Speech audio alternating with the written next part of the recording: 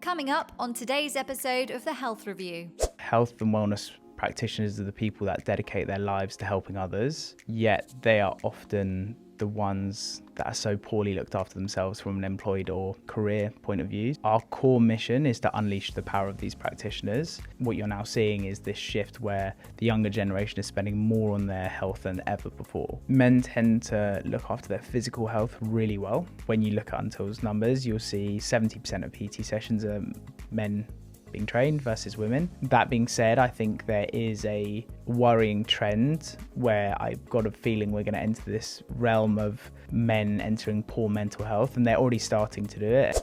Welcome to this episode of the Health Review. I'm Emily Rose Adams. Today I'm joined by Daniel Chappell, a dynamic entrepreneur and the co-founder of Untill, a groundbreaking platform that gives health and wellness professionals access to world-class spaces in the heart of London.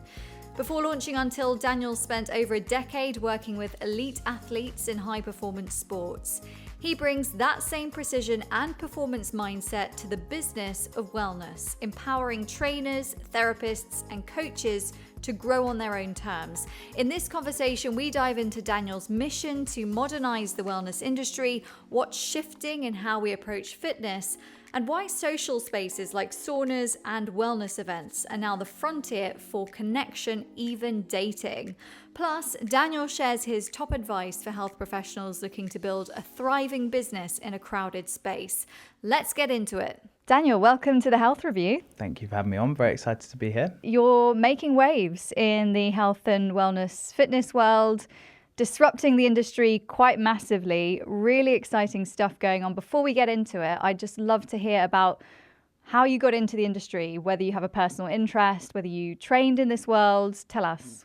So I actually have always been in this space. So at the tender young age of 17, I qualified as a personal trainer, which I was probably very underqualified for, and then spent the best part of 2 or 3 years working in exercise referral. I had some chronic health issues in my wider family, and I got a real passion for helping people and like creating impact in people's lives. So started working in exercise referral, which is quite a heavy thing to do as a 17, 18-year-old when you're sort of figuring stuff out. And what I realized pretty quickly is, I was massively underqualified to be working with people who are sort of stroke victims, recovering cancer patients, etc. I was technically qualified, but I felt underqualified. And the second thing I realized is it was also quite a heavy atmosphere for a young person. And I was playing semi-pro rugby at the time and decided I wanted to work with sports people. And I wanted to understand how I could better my own performance and others. Plus, it was way more sexy than working in exercise referral. So I decided to go away and study strength and conditioning at an undergrad and master's level before spending the best part of a decade working in pro sports and high performance sports. And alongside that, I'd always worked as a freelance health and wellness practitioner or as an employed personal trainer in a variety of different gyms. So I spent time in big box gyms like Nuffield Health when I first qualified, then went all the way through to sort of boutiques alongside my S&C career. But I've always been heavily involved in the health and wellbeing space. That's super interesting. And I guess for you, so we'll obviously get on to Untill and your mission and what you're doing there, but how did that lead to wanting to start your own business, finding a space, building a community? Did you see sort of flaws in the industry when you were working in it before with your clients? Did you see it as space for, things really need to change here? Yeah, I think it was a few different things. So one of the best things that high performance sports does really well is it has this MDT approach, so this multidisciplinary approach where you will have strength and conditioning coaches, you'll have sports scientists, physiologists, nutritionists, psychologists, tactical coaches, anything you can think of. And they will work together as a joined up circle of care to enhance an athlete's performance. And I'd always found that really, A, impactful for the athletes, but B, it was sort of highlighted to me when I came out of that industry and was working in this sort of general consumer space that how important that was. And you see it in areas like the NHS and private medical, but for the most part, that really lacked in the general consumer market in London. So that was one of the few things. The second was, as I had experienced all of the different operating systems when I was going between employed models, freelancing models, subcontracting models, I really got this feeling that health and wellness practitioners are the people that dedicate their lives to helping others, yet they are often the ones that are so poorly looked after themselves from an employed or career point of view. So all of my friends, when I looked around, all of my friends had dedicated their lives to helping others, yet they were all either working really long hours in order to earn any meaningful income, or they had worked so hard in order to earn semi-decent money that they'd burnt out and left the industry, even though they came in here for the right reasons. So I think it was those two things which A, highlighted the need, but there was a few different signals and ways in which the industry was already starting to shift that way. And I think it was a perfect timing of those two factors, plus the industry moving in that direction. It makes total sense. It's like the industry's been a little bit sort of broken perhaps, and a space like Until is there to support both consumers and practitioners. And I've been to one of the spaces, thought it was awesome. Was like, how can I spend time here? Like, I wanted to be there and wanted to kind of hang around these cool people who are all sort of like-minded and working in a fascinating industry. For those who don't know about Until, can you just explain sort of what the concept is, what the mission is? So you're bringing together a community and practitioners are able to offer their services in one space across multiple different sectors. Yeah. So the way we talk about it is it's a home for health, wellbeing and medical practitioners to run and grow their business. And our core mission is to unleash the power of these practitioners. As I said, so many of them are stifled by the operating models that exist currently in the market, where they're either have a earning cap on their potential, whether it means it's a capped hourly wage, or whether it's a fee structure where they're on a commission basis. And what we want to do is we want to liberate this community so that they can earn a decent income and they're fairly rewarded for the amazing work they deliver in person. But also we want to do it in a way where they're surrounded by like-minded people. So what we do is we give them access to all the physical infrastructure that they would need to run their business. So whether that's PT studio space, whether that's treatment rooms, medical consultation rooms, dentistry studios, anything where they can service their clients in those spaces. So everyone that operates out of Until is a freelance practitioner. So they will bring their clients in, they will service them in a premium facility. And then we give them the digital tools to run and grow their business. So that's booking systems so that they can book and manage space. That's a community forum where they can get cross-referral from other like-minded practitioners who they know are at the top of their game. That's genius. And lastly, we layer on some of the sort of skills or knowledge bases that you normally expect from other industries, which aren't commonly taught in the health, wellbeing and medical hemisphere around sort of marketing, sales, finance management, that type of thing. That's so important because I guess, and I have a few friends who work in this field, physios and practitioners, and they struggle with that side of things because they've already got so much to think about when you're seeing back-to-back clients potentially all day, and then you have notes to do, you know, to then throw in, right, now I need to be really good at social media, I need to be doing reels. So the fact that you are now offering this kind of service as well is amazing. And I guess also what I love about it is that joined up thing. So I guess if you're a consumer and you're coming in, perhaps you've got an injury, you could in one space, in theory, have an appointment with a physio, and then you could go and have a PT session with someone who maybe there's been a bit of a connection between the two and they've spoken about your treatment and it's all in one space. So it's also the convenience thing, which I think we all are looking for in this day and age. So you're in London. How many centres have you got now? So we currently have 3 open across London, one in Liverpool Street, one in Soho and one in Marylebone. We are expanding pretty quickly across London at the moment.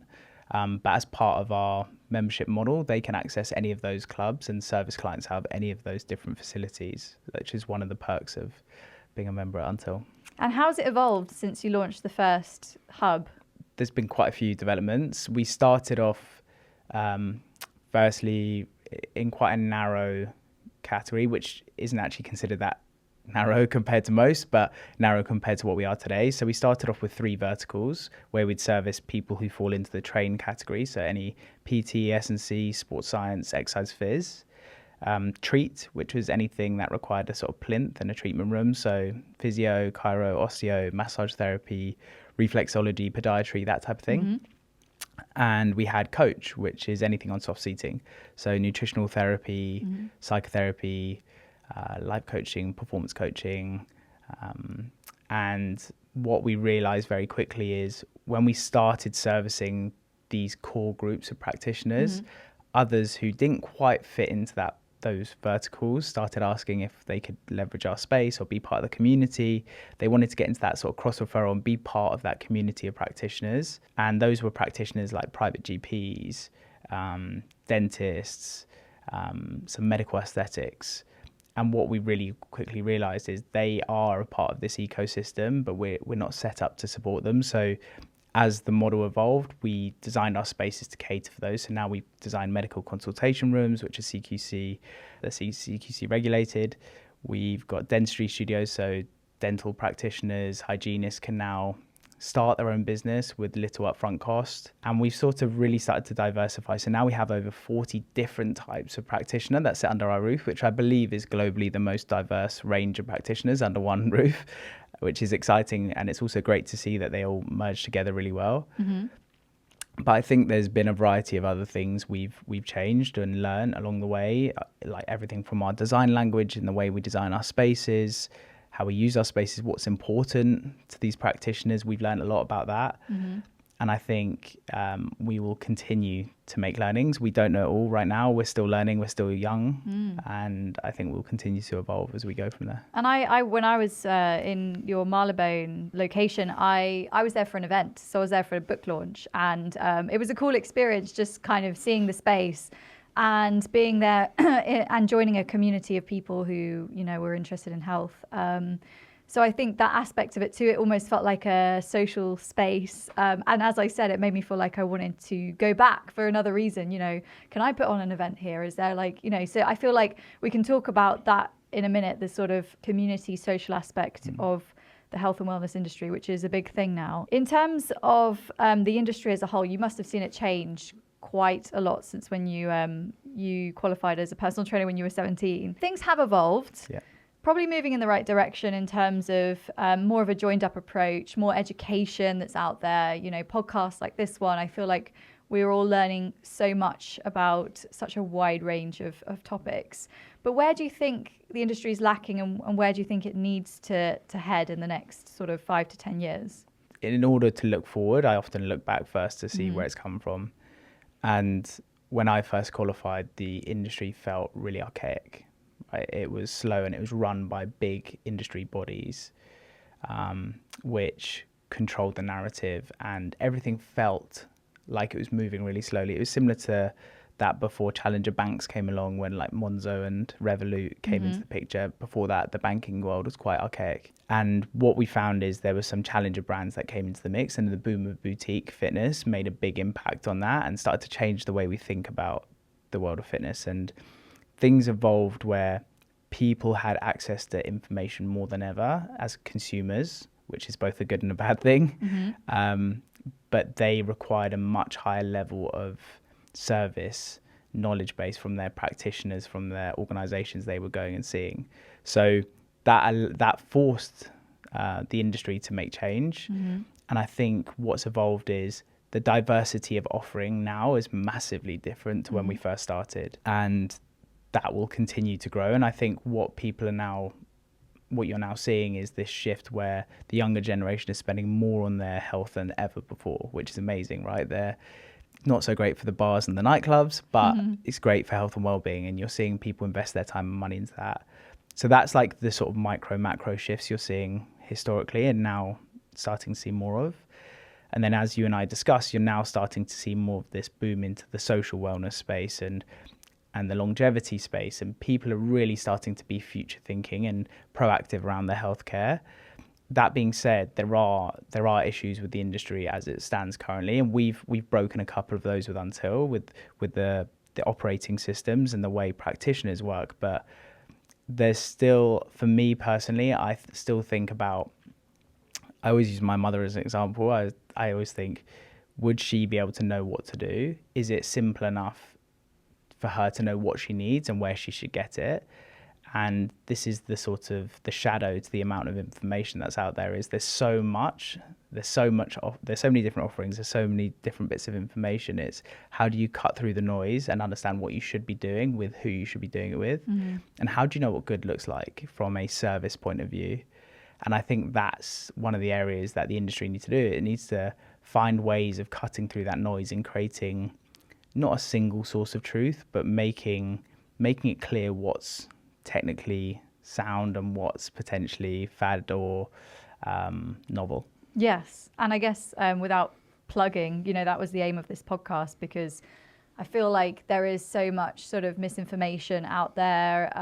There's so many voices that are so loud that sometimes it's hard to really know what to believe. And, and amazing how many studies there are, clinical studies into different things, but they often contradict each other. And I think not everyone has the time to sit there and analyze each piece of information and study that comes out. So I think, having access to professionals in a way that's convenient. Yeah, 100%. So whilst we have a really large focus on our practitioners, and like we are a B2B model, so our core focus is them, we have created this consumer offering where, like you were saying, you want to come in and how do you experience these things? We want to make sure that when consumers come in, they know they're getting the best quality across London. So we see ourselves from a consumer angle, like a bit of a Whole Foods. So when you go in there, it's really good quality, it's curated. And what we will do is we've created something called the health concierge, where someone will come in, they'll be triaged, so we'll understand what they're looking for. We'll do all of the legwork to help them understand, because they won't know what they need.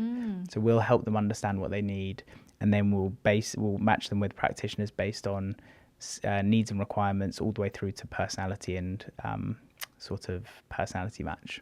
That's so cool. So you really could, in theory, if you had a few things you wanted to work on, come and do it all there. Yeah, you're totally right. People do come in, and I know like we've got some people who come in and want a wide variety of treatments. So you'll have someone who's come in, initially they came in for a physiotherapy appointment because they've injured their knee, but what they've done is they've rehabbed that. They've started working with a personal trainer because they've got a marathon in sight that they want to go after.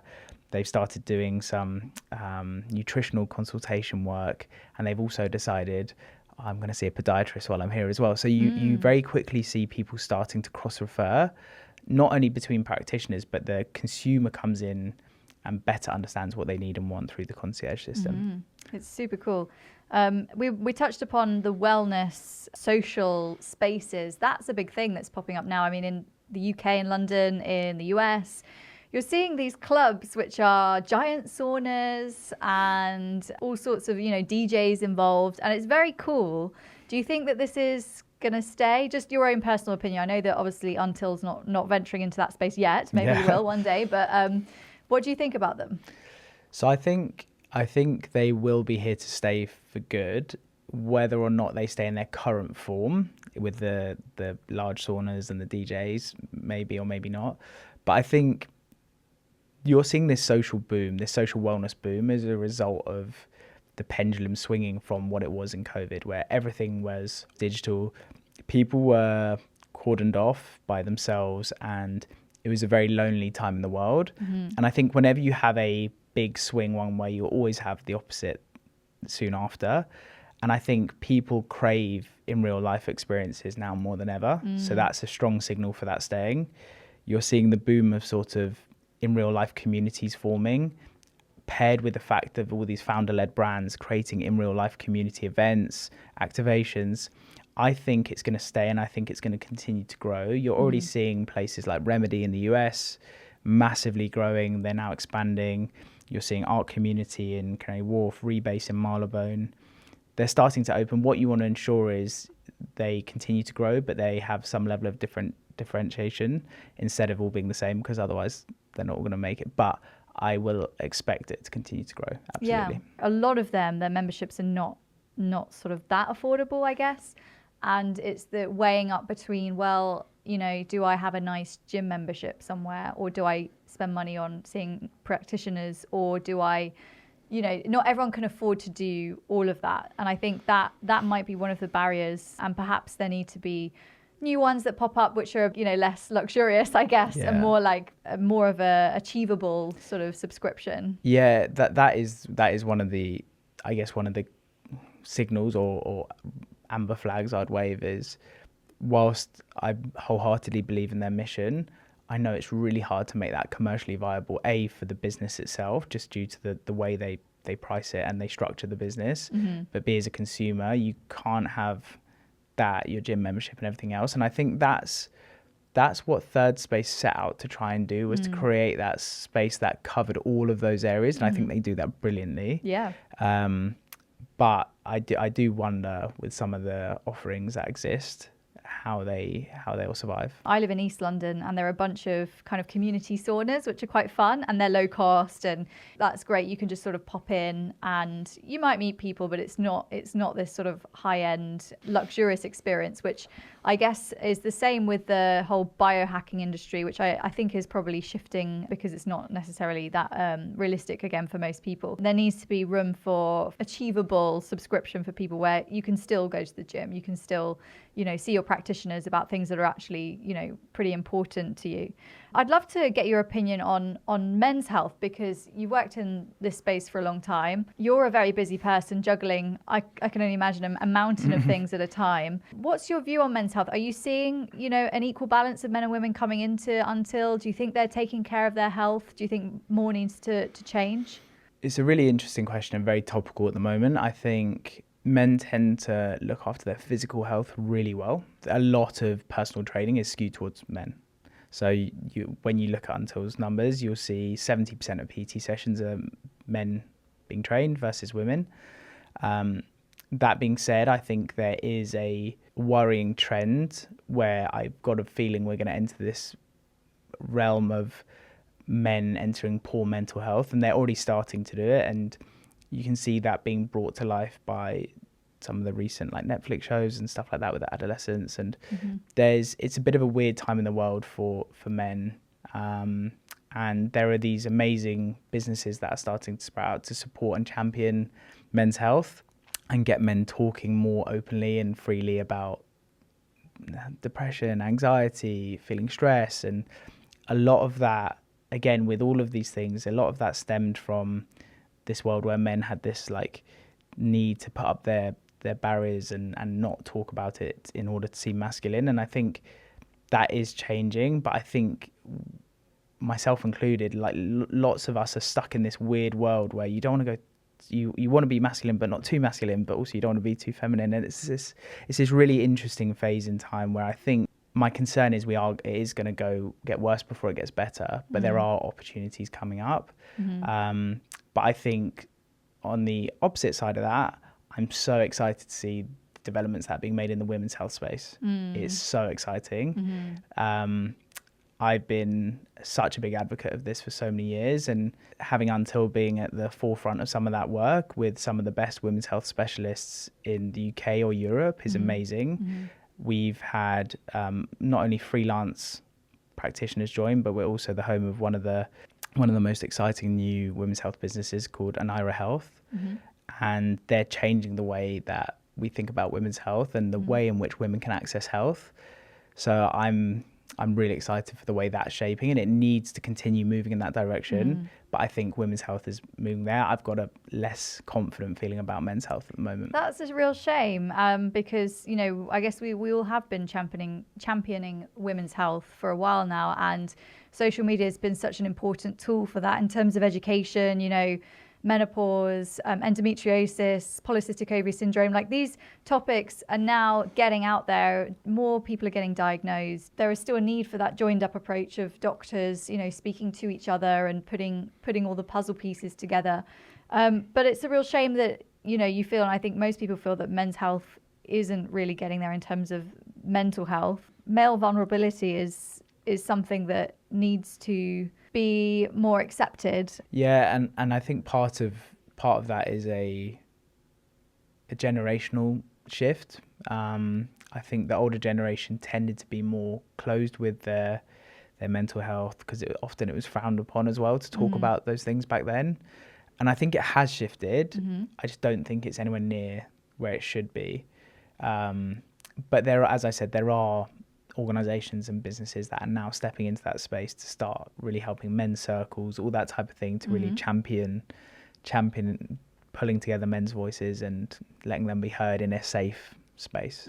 So there are things heading in the right direction. And in terms of your own routines, I'm curious, because if you're keeping yourself well and you're working on a huge business and you're going for rounds of funding, you're juggling a huge amount. And I think for a lot of people who are starting businesses, they don't have to know about so many things that you do, because not only is it the physical space, you've got the practitioners, you've got so much going on. That's a lot to juggle. How do you kind of keep yourself in balance through all of that? Good question. I guess the honest answer is I don't always. I try to. Yeah. And I think there are phases of life, phases of time, and seasons to all of this stuff. And I think I try really hard to balance my personal health, my business, and my time with family and loved ones in a way that keeps me A, fulfilled from a career point of view, but B, my health on point, and B, me like recharged as a person, as a soul, right? And I think I don't always get it right, and there'll be times where the business takes priority and the other two drop down. There'll be times where I'm really socially active, but maybe the business takes a beating, or whether my personal health takes a beating. And I think I try really hard to find balance between those things. And I don't think you'll ever have this equilibrium of perfect balance. I don't think that exists in the entrepreneurial world. And I'm okay with that. But I do put in place staple activities that will keep me on the right track, because I try to dial things down rather than completely shut them off. So I always ensure that I'm training a few times a week, which keeps me fairly physically in shape, but also mentally in check. I know that when I don't train, it really affects my performance both mentally and at work. And I make sure I do carve out time to spend with family and loved ones, because that is where I recharge, and that's where I sort of get ready to go again. And I think it's so important to make sure you're understanding what's important to you at this phase of your life, and that will change.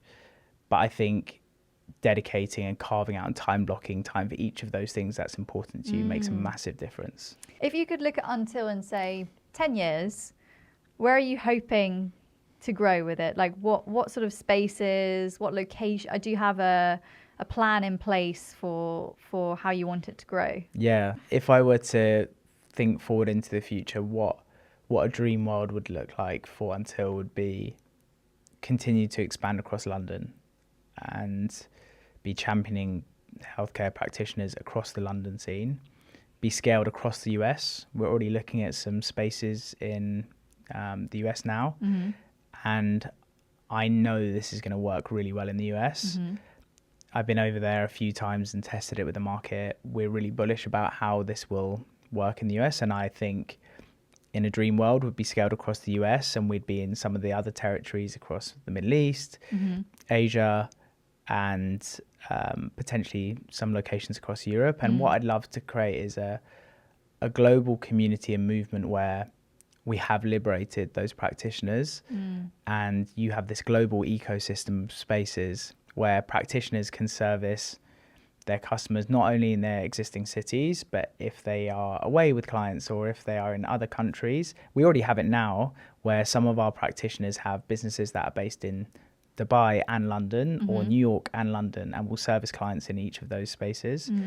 So in the future, I'd hope that we can be that destination where they can service them in each, and we can raise the standard of what good looks like in the practitioner world, but also for consumers, cut through the noise, make it super simple for them. If they want good, they'll go to Until.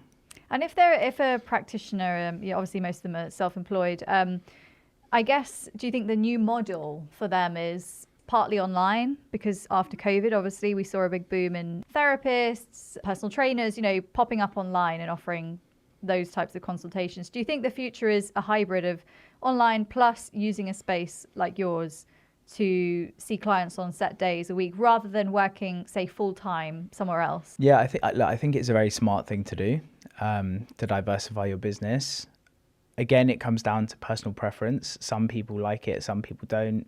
You saw post-COVID, you had the Bali boom of people going over to Bali, going completely online and coming back saying they hated it and they felt lonely. And I think people have experimented with it. I think a healthy blend of both physical, in-person services and online is a really smart thing to do, and we back that. So in each of our clubs we have a dedicated space for practitioners, which is probably where you went for the event, which is what we call our clubhouse, and that's a bit of real estate we've dedicated to them to work and grow, like work on their business and collaborate with other practitioners. But in each of those there are call booths so that our practitioners can run a digital and hybrid business.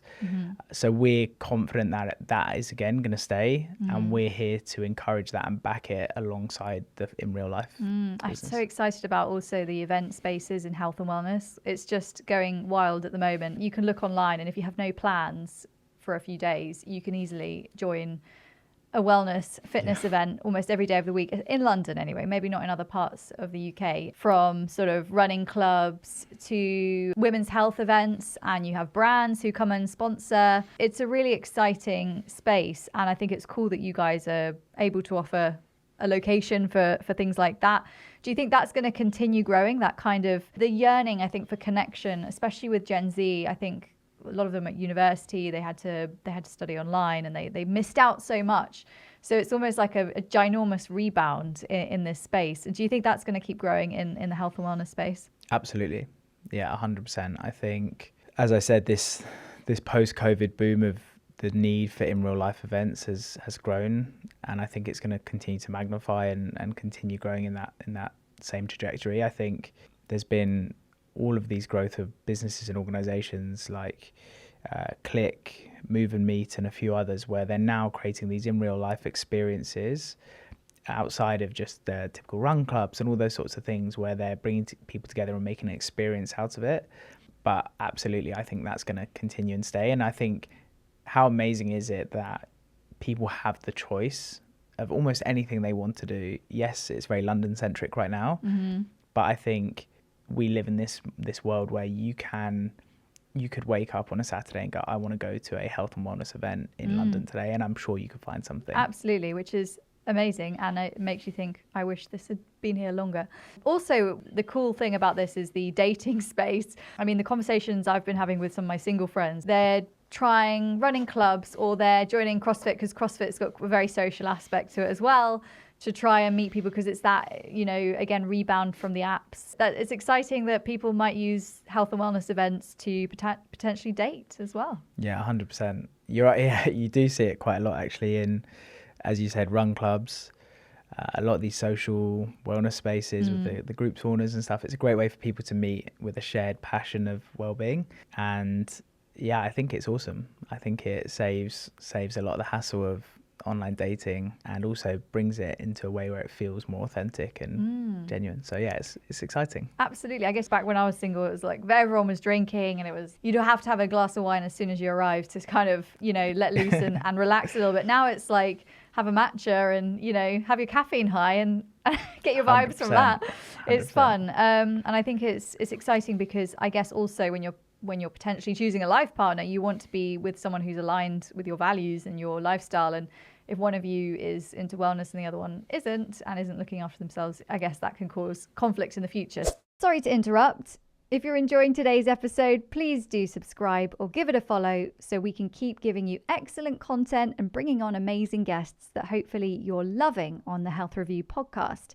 Now back to the show. For someone who is thinking of starting a business, or a practitioner who's looking to sort of grow their business, do you have any sort of tips for things that you've learned potentially the hard way, or good ways to get started? The first thing I'd say is start. So many people overthink and overanalyze what's needed to start a business. And the thing I would always say is just start. I've always had this mentality of experimentation and trying stuff and figuring it out myself. And I think the way, especially in the UK, we're so fortunate about the way the business structures are set up, that it's, especially, and unless you have kids and a family and a mortgage and all those sorts of things, it's very low risk to start a business in the UK. There are so many amazing things we have in place that allow you to experiment with those sorts of things. So the first thing I would say is just get started. The second thing is, I would always be really clear about what your sort of North Star is. So what's your mission? What's the thing that's driving you, that's going to get you out of bed when things get tough, when things get hard? Because it's not all sunshine and rainbows, as everyone knows. Like, entrepreneurship is not an easy ride. It comes with a roller coaster of emotions. But I think if you're really and genuinely passionate about something where you want to create impact and create meaningful change, then that not only is going to guide you on what you should be doing from a business standpoint, but that's going to take you through. And often you see people with the best ideas but poor execution, and that's either through either like they're not fully sold on what they're doing, or maybe it's just their strategy. But a lot of it comes down to like how much resilience they have in like making sure they're continuing with that goal. So yeah, so those are the first two things. Second thing I'd say is people. So like, make sure you've got brilliant people surrounding you.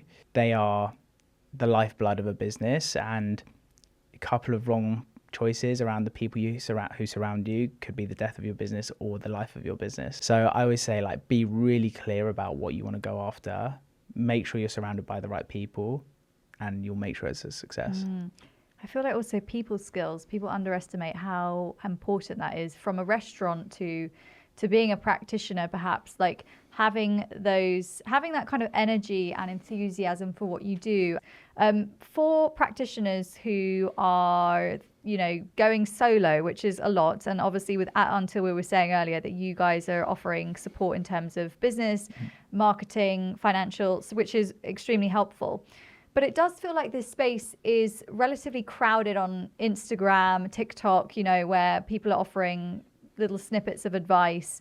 I feel like, there are so many experts out there who perhaps want to grow, but are kind of stuck where they are at the moment, and they want to kind of push to that next step. Do you have any advice for how they can cut through the noise of, connecting with people online to bring in sort of business? Yeah. So again, it's all obviously massively depending on the person and their situation. But I think when I look at social media, there are a bunch of generalists, right? You see everyone talking about a very similar thing. So there's lots of talk about fat loss. There's lots of talk about body transformations, around prepping for marathons. Like, there's lots of generalist advice, and they keep it really broad and vague. And I think the best way to get cut through in today's world of being a practitioner in a very overpopulated space is to have a really clearly defined niche.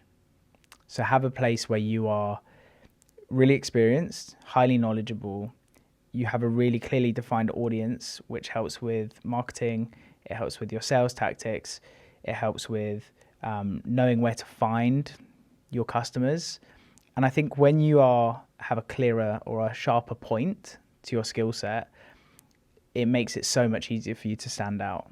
And we really champion people finding their niches at Until. And I think we've got some of the most brilliant practitioners across the UK, I would even say globally at the moment, where they are a shoulder specialist who focuses on rugby players who are in their early to mid stage of their career. So like, there is levels to this, and I think you can over niche sometimes. People take it a little bit too far. But I think for the most part, having a clearly defined niche makes a massive impact. The second thing is, don't follow what you see others doing online. That's a big mistake that a lot of people make, is they see other people posting about fat loss, about client wins, all that sort of stuff. And that just adds to the noise. Have a think about how you're actively going to stand out. And that might mean going against the grain and doing things a little bit differently.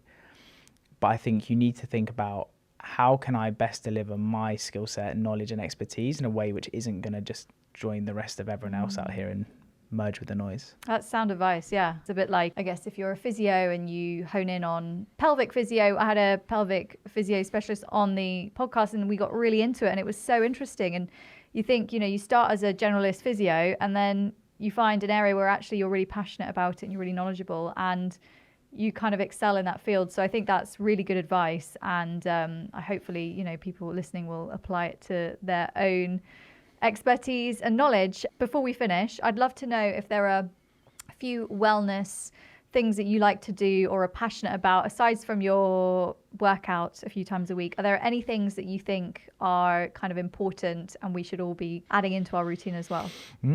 Yeah, there's probably quite a few things. Over the years, it's changed. What I've found is great for me, and as things get busier for me work-wise, I've really started to enjoy taking some time out of London and out of the noise to go and spend time in nature. Nice. I would never have heard myself saying that when I was younger, but spending time outside of London, in nature, fresh air, walking, relaxing, allowing your body to recharge and sharpen the saw, ready to go back at things is very good. Secondly, I think obviously staying on top of your sleep is one of the biggest things.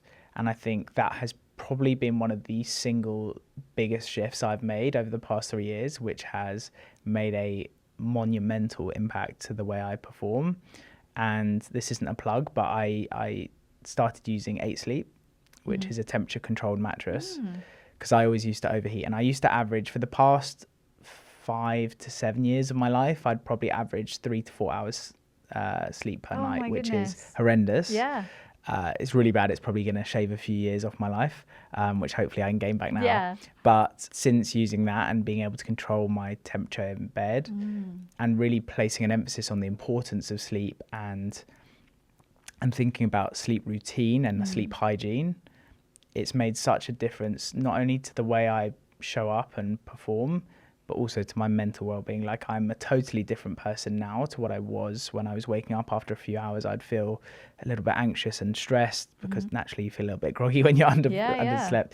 You overconsume caffeine, you train poorly. Like the implications sleep has on everything else outside of its core function is massive. And I think that's going to be another big shift that we're going to see over the next couple of years, is people entering the sleep space and really pushing that on, because that impacts every other segment of well-being. Honestly, preaching to the choir, I've prioritized sleep because I used to work on breakfast shows, getting up at 4 a.m. every day or earlier, and it became a real sort of issue for me. And I have a blackout blind, air conditioning, so quite cold in the room, which I'm guessing you found has helped. And also the mouth tape for me is genius. That worked for you, did it? Literally, like, fall asleep, wake up 8-9 hours later, haven't even stirred once, haven't got up to go to the toilet, nothing. I've just been in a coma all night. And honestly, like, it's life-changing, as you say. And I think we all need to, it's not glamorous, leaving parties early or skipping the glass of wine that night, at an event because you want to sleep better. But I think these choices, over a longer period of time can make such a huge difference to your life. So I'm glad you've had that experience too, because 3 or 4 hours is definitely not enough. Yeah, no, it was horrendous. And I think I can still be better now. And I think one of the things I still struggle with when it comes to sleep is knowing how to detach from my day. And I think because I've put in place this thing where I try to get in bed by sort of 10 o'clock at night now. And one of the things I really struggle with is, how do you shut off your mind from what's already going on, especially if you have meetings going on until late in the day? It's like, what is that moment where you disconnect? And I think there will be some interesting developments in that space. And I think businesses like 8 Sleep, and there's a few supplement brands that are doing awesome things. And a friend of mine is also launching you've seen something similar in the US called The Brick. He's releasing a tool which disconnects all of your social apps, all of your work-related apps on your phone when you touch it. It's called Kip. And I think that for me is going to be awesome, because that will help that disconnect and wind down phase. Yeah. But it's one of the issues I always find myself reaching across and going on emails or on Teams or whatever it is. I guess back in the day, entrepreneurs were able to close their laptop or even folder or whatever it was back in the day, and then sort of, wind down for the evening. And that ritual of just relaxing for even in just 1 hour where you're having dinner with a loved one, or you're reading, or, just calming your nervous system, I think can make all the difference in terms of the quality of sleep and how you feel in the morning. So yeah, it's great. It's great that you're on that journey. You're prioritizing your health, because you've got a lot going on and some really exciting new sort of steps ahead for Until, which I can't wait to see happen.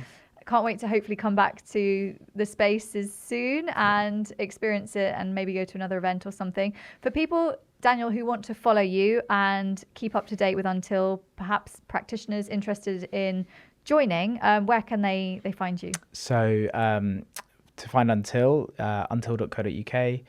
We're also on Instagram at Until Community, and my personal profile is Dan Chappell. Very simple. Amazing. Dan, thank you so much for coming on the Health Review, and thanks for your time. Pleasure. Thank you.